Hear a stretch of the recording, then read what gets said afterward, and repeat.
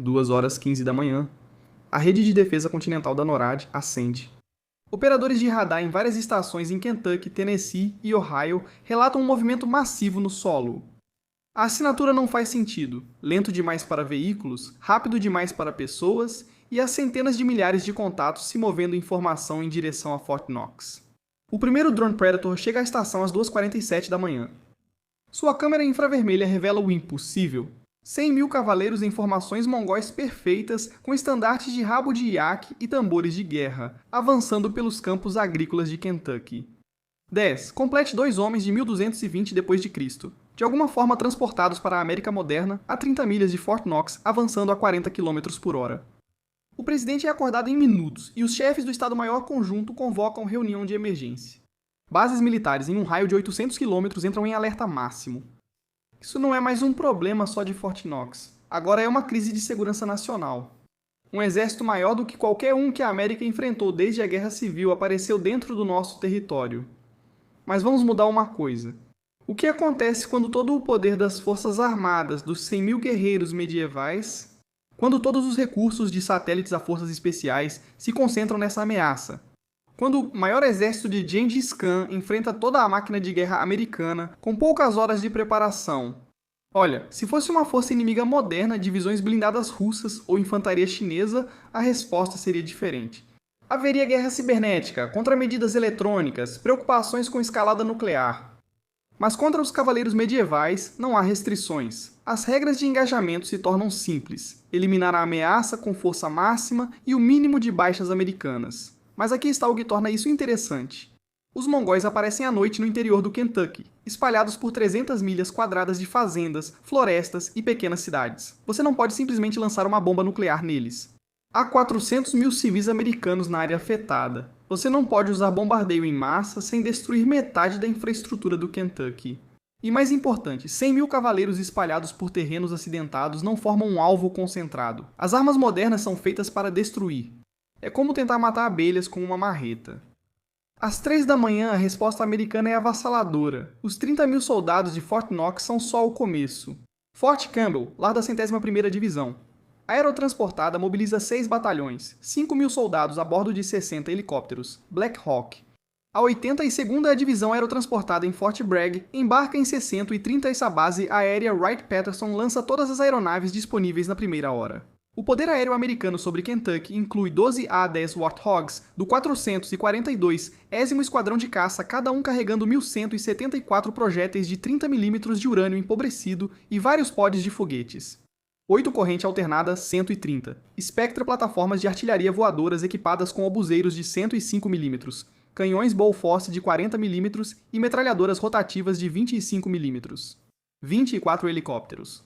Apache de Fort Campbell se juntam aos 24 de Fort Knox, totalizando 48 helicópteros de ataque.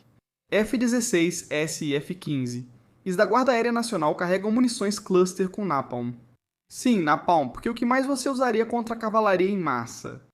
A vigilância por satélite fornece rastreamento em tempo real de cada unidade mongol. Drones Global Hawk mantêm observação constante a 60.000 pés de altitude.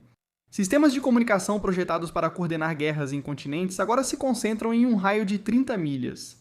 O Pentágono designa mais analistas inteligentes para essa batalha do que usou na invasão do Iraque. As forças terrestres estabelecem uma defesa em profundidade. Fort Knox se torna a bigorna. As unidades aerotransportadas de rápida implantação se tornam o martelo. Cada policial em 3 estados recebe ordens de mobilização de emergência. A Guarda Nacional ativa 50.000 soldados de 6 estados, as rodovias interestaduais são fechadas para o tráfego civil, enquanto comboios militares correm em direção ao Kentucky.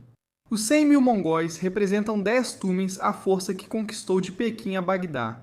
Cada guerreiro carrega 2 arcos compostos e 150 flechas, totalizando 15 milhões de projéteis. Seus cavalos garantem mobilidade em terrenos difíceis, onde veículos modernos falham. Podem dividir-se em milhares de unidades pequenas ou reunir-se para ataques concentrados. Mas eles enfrentam algo além de sua compreensão. Seus batedores mais rápidos chegam a 64 km por hora, enquanto a aeronave americana mais lenta voa a 240. Suas flechas alcançam 350 metros. O AC-130 ataca a partir de 12.000 pés, cerca de 3.600 metros. A principal armadura deles são placas lamelares sobre camisas de seda, mas enfrentam armas feitas para perfurar blindagem de tanques modernos. Os maiores generais dos mongóis, Subotai, Jebe e Mukhali, são gênios táticos que nunca perderam uma batalha. Mas eles estão operando sem qualquer conceito de poder aéreo, vigilância eletrônica ou fogo indireto. Eles veem os drones circulando acima, mas não fazem ideia do que são. Esses pássaros mecânicos informam todos os movimentos aos comandantes distantes centenas de quilômetros. As táticas tradicionais deles envolviam recuos fingidos, cercos, guerra psicológica, assumindo que o inimigo estava limitado por restrições medievais. Eles estão preparados para aceitar 30% de baixas para alcançar a vitória, sem compreender que armas modernas podem causar 100% de baixas, sem que o inimigo sequer entre no alcance das flechas. 3h45 da manhã. Os mongóis estão a 32 km de Fort Knox quando começam os primeiros ataques aéreos. Aeronaves AC-130 circulam preguiçosamente a 12.000 pés seus sensores infravermelhos, transformando a noite em dia. O oficial de controle de tiro observa 10.000 cavaleiros em formação, alheios à morte que se aproxima. Circulando acima, autorizado a atirar, o obuseiro de 105 mm dispara. O projétil leva 8 segundos para cair. Ele detona no centro de um Migan mongol, uma unidade de 1.000 homens. A explosão mata 30 instantaneamente e fere mais 50, e o choque psicológico se espalha pela formação. Eles nunca experimentaram fogo indireto. Não há inimigo para atacar, nem flechas para disparar, apenas a morte. De um céu vazio, o canhão Bofors de 40 mm começa a disparar. Bum, bum, bum, bum. Cada projétil explode entre os cavaleiros.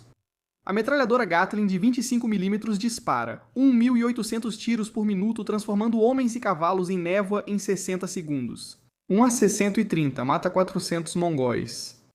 8 gunships trabalham em turnos. Faça as contas, são 3.200 mortos por minuto. Quando todos atacam simultaneamente, os mongóis se dispersam, abandonando grandes formações para movimentos espalhados, uma tática inteligente contra a artilharia convencional. Mas isso só os torna presas mais fáceis para os apaches. Helicópteros caçam em dupla, usando imagem térmica para rastrear grupos sob a cobertura das florestas. Mísseis Hellfire transformam cadáveres de árvores em infernos. Canhões de 30 mm varrem as encostas, eliminando toda forma de vida. Os ADs Warthogs chegam ao amanhecer. Seus canhões Gal-8 Avenger, antes feitos para destruir tanques soviéticos, agora são usados contra cavaleiros. Os projéteis de urânio empobrecido não apenas matam, eles apagam. Uma rajada desses canhões cria um corredor de morte de quase meio quilômetro. O efeito psicológico destrói unidades inteiras. Guerreiros que conquistaram metade do mundo largam suas armas e fogem. Mas há tantos deles que, mesmo perdendo 10.000 na primeira hora, ainda restam 90.000. Eles se espalham por centenas de milhas quadradas, misturam-se com civis escondidos nas florestas e seguem rumo a Fort Knox, pois não sabem o que mais fazer. A doutrina militar moderna enfrenta um problema incomum: como eliminar eficientemente 100.000 alvos espalhados por terrenos difíceis sem causar danos colaterais excessivos. A solução acaba sendo um massacre metódico e sistemático. Gerenciado como uma operação logística complexa, o Pentágono calcula o gasto de munição. Cada AC-130 transporta 100 projéteis de 105 mm, 256 projéteis de 40 mm e 3.000 projéteis de 25 mm. Isso é suficiente para matar talvez 2.000 mongóis por missão. Com 8 aviões de ataque rotacionando para cobertura contínua, eles poderiam teoricamente eliminar 40.000 inimigos em 24 horas. Os 50 helicópteros. Apache carregam cada um 16 mísseis Hellfire e 1.230 projéteis de 30 mm. Se cada Apache conseguir 300 baixas por missão conservador, dada a densidade de alvos, isso dá 15.000 mortos por rotação de helicóptero. Considerando o tempo de rearmamento e problemas mecânicos, podemos dizer que 30.000 mongóis seriam eliminados pelos helicópteros no primeiro dia.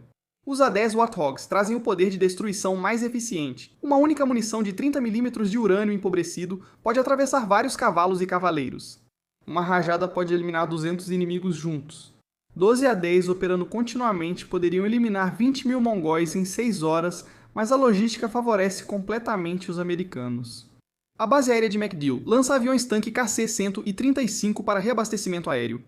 Os helicópteros voltam aos pontos avançados para reabastecer e rearmar. Depósitos de combustível improvisados com caminhões de munição, C-130s pousam em rodovias e entregam munições direto no campo de batalha.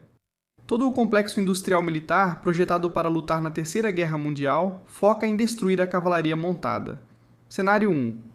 Destruição sistemática. AC-130S e Apaches eliminam o exército mongol em 48 horas. 100.000 mongóis mortos, 17 americanos mortos, na maioria por acidentes, 200 civis feridos. Poder de fogo avassalador, como manda o manual. Cenário 2.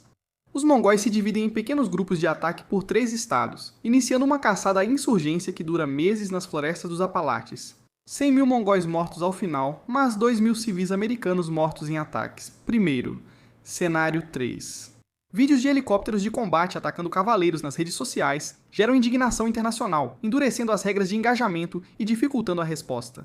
Os militares vencem, mas sofrem uma derrota massiva na propaganda. O aparecimento de 100.000 guerreiros medievais levanta enormes questões legais e científicas. Como eles chegaram aqui? A limpeza sozinha, 100.000 cadáveres e 400.000 cavalos mortos, custa bilhões e cria um desastre ambiental. Mas isso prova algo sombrio. A tecnologia militar moderna torna a guerra entre diferentes eras impossível. Os mongóis conquistaram 40% do mundo medieval, mas não conseguem sobreviver. 48 horas contra os aviões de ataque A-630. A tecnologia não só dá vantagem, ela torna a luta fundamentalmente injusta. Então, será que 100.000 cavaleiros mongóis conseguiriam invadir Fort Knox com a vigilância moderna? Eles seriam detectados a 50 km de distância? Com comunicações modernas, Fort Knox receberia apoio aéreo antes dos mongóis alcançarem o alcance das flechas. Com o poder de fogo moderno, esses 100.000 guerreiros seriam aniquilados sistematicamente por inimigos invisíveis, inalcançáveis e incompreensíveis. A questão não é se tomariam Fort Knox, pois nunca chegariam perto. A questão é se qualquer força pré-moderna de qualquer tamanho poderia enfrentar a tecnologia militar moderna quando bem usada. A resposta é simples: não. Os mongóis morreriam, todos eles provavelmente em 72 horas, tendo matado menos americanos do que um fim de semana típico de acidentes de trânsito. Você acha que alguma adaptação tática permitiria aos guerreiros medievais sobreviver ao poder de fogo moderno, ou a tecnologia cria um abismo onde coragem e habilidade perdem valor? Dê sua opinião nos comentários. Se gostou desse cenário, veja a teoria da última resistência, em que um F-20 e 2 Raptor combateu na Primeira Guerra Mundial. Será que um caça moderno venceria toda a força aérea alemã?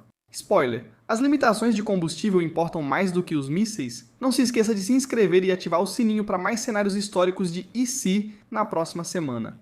E se uma legião romana tivesse que defender a praia de Omaha no dia D? Obrigado por assistir.